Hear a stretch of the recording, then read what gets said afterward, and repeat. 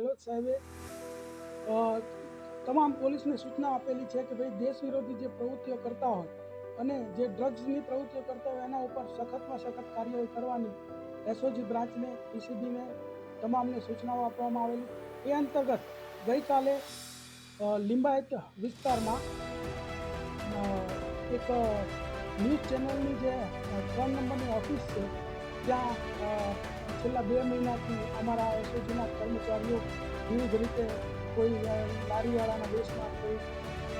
ગલ્લા ઉભા રહીને કે કોઈ બીજી રીતે અન્ય રીતે 2 મહિનાથી રદ રાખતા હતા અને ગઈકાલે